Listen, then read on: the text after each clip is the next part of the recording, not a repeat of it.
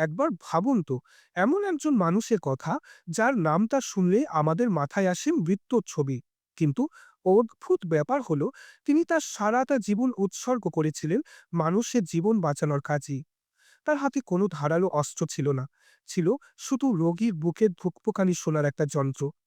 চলুন ইতিহাসের এমনই এক অদ্ভুত ভুলের গল্প শোনা যাক। আমাদের এই গল্পের নায়ক হলেন ডক্টর জোসেফ ইগনাস গিলোতিন।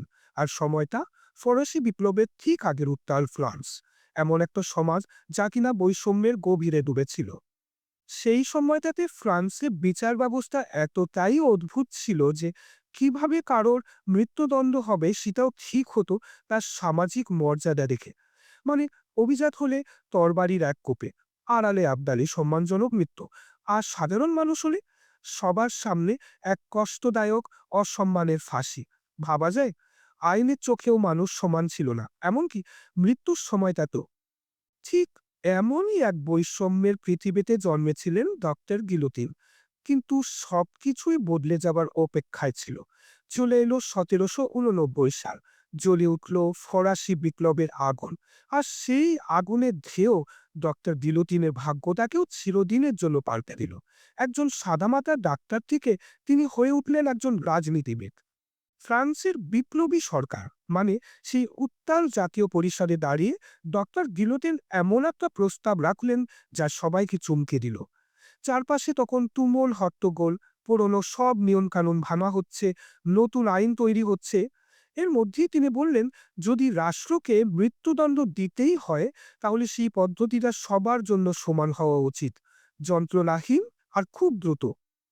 আসলে তার এই ভাবনার মূলে ছিল তার ডাক্তারি নীতি, মানুষের কষ্ট কমানো।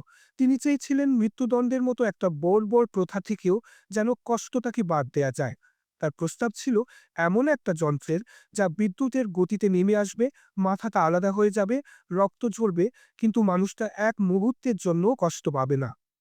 কিন্তু এখানে ইতিহাসের সবচেয়ে বড় ভুলটা লুকিয়ে আছে। ডক্টর গিলুতিন কিন্তু যন্ত্রটা শুধু ধারণা দিয়েছিলেন, তিনি নিজে ডিজাইন করেননি, বানানোনি। এর নকশা করেছিলেন আতুয়ান নুই নামে আরেকজন সার্জন, আর বানিয়েছিলেন একজন জার্মান মেকানিক। অথচ মানুষজন জেদ ধরে বসল, এই ভয়ঙ্কর যন্ত্রের নাম হবে তার নামে যিনি এর প্রস্তাব দিয়েছিলেন। ডক্টর গিলটিন অনেক আপত্তি করেছিলেন, কিন্তু লাভ হয়নি। তার পরিবারের নামটাই হয়ে গেল এই মৃত্যুযন্ত্রের ব্র্যান্ড নেম, গিলোটিন। তিনি চেয়েছিলেন মানুষের যন্ত্রণা কমাতে, আর তার নামটাই হয়ে গেল যন্ত্রণার প্রতীক। ভেবে দেখুন, কি বিরাট এক ব্যক্তিগত ট্র্যাজেডি। আর দেখতে দেখতে যন্ত্রটা ফরাসি সমাজের এক ভয়ঙ্কর অংশ হয়ে উঠল। যেটা একসময় ছিল নতুন এক আতঙ্ক, সেটাই হয়ে গেল রোজকার জীবনের এক সাধারণ ঘটনা। এমনকি প্যারিসের ক্যাফেতে বসেও মানুষ এটা নিয়ে হাসি ঠাট্টা করতে শুরু করলো। আর সবচেয়ে অদ্ভুত ব্যাপার হলো, এই মৃত্যু যন্ত্রটা একটা সময় রীতিমতো ফ্যাশন হয়ে দাঁড়িয়েছিল। ভাবা যায়, বাচ্চাদের খেলনা, বড়দের কানের দোল, এমনকি জন্মদিনের কেকেও গিলোটিনের ডিজাইন। মৃত্যুর এই প্রতীককে মানুষ যেভাবে হালকাভাবে নিয়েছিল, তা দেখে ডক্টর গিলোটিনের যে কি কষ্ট হয়েছিল তা আমরা কেবল অনুমানই করতে পারি।